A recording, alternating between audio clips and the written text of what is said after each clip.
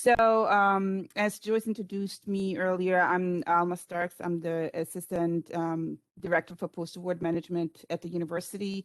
Most of the information that I am going to be covering is basically everything that you have heard up to this point. And the main area that I want to point out is, of course, we have been talking about the responsibility reporting throughout the year, the conflict of interest, doing the proposal and everything. And then, so where my team comes into play is we are responsible for reviewing the RPPR submitted to the federal agencies. And a lot of the agencies have actually, well, NSF has updated the guidance last year, basically adding additional information to the RPPR. So Monique already covered some of them, but of course, you know, if you are submitting an RPPR, you will have to start including the other support changes, and they are actually asking, has there been a change in the active other support of the PI PD since the last reporting period? So of course, this is if you submitted the RPPR and there's a change, we want to make sure that we are immediately informing everyone that we can actually do the notification to NSF. But it is an expectation to submit any changes within the RPPR. So some additional questions, what they are asking in the RPPRs is, was the impact on teaching and educational experience? What was the impact? What percentage of the awards budget was spent in a foreign country? And has there been a change in primary performance site location from that originally proposed? And so the impact tab has two of those questions, and then the changes in problems tab has the additional question. For NSF, the RPPRs, we are actually not seeing. Those are all submitted directly to NSF. So what my staff can assist with. So the post-award administrators and the post-award analysts are embedded into the pods. And so if there are any questions, they will be happy to answer anything related to what needs to be reported within the RPPR.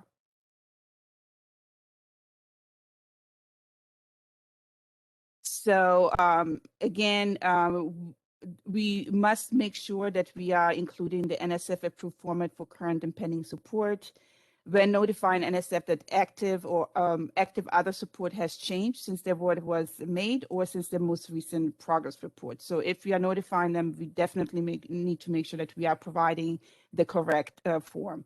This new requirement serves as the NSF implementation of the revised RPPR.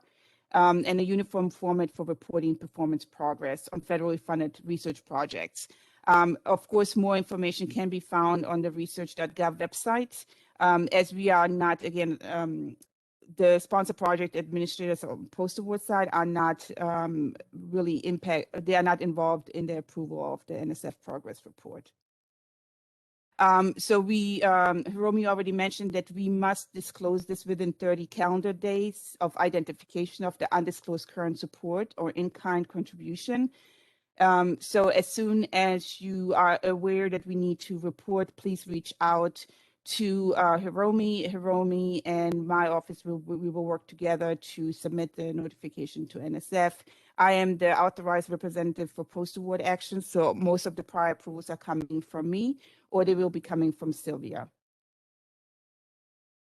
So NIH, there hasn't been really any changes because they always, they asked always about the foreign component. And so some of the questions are, has there been a change in the active other support on senior key personnel since the last reporting period? And then the foreign component under G9, it says provide organization name, country, and description of each foreign component. So they are definitely requesting that everybody gets listed, even if they are committing at least 1 month effort. And so everything has to be listed, even with the key personnel section.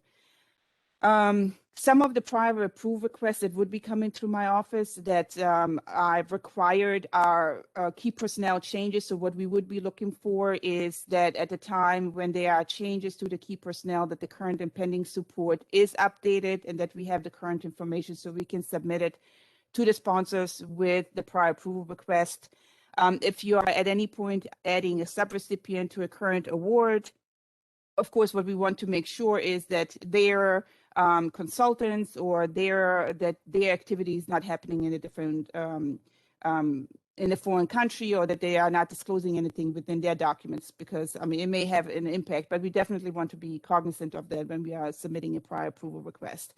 And adding a foreign component to a current award, that is actually a requirement that needs to go to NIH. I just recently had 2 prior approval requests, and up to this point, I really have never seen anybody submit any foreign component as a prior approval through our office.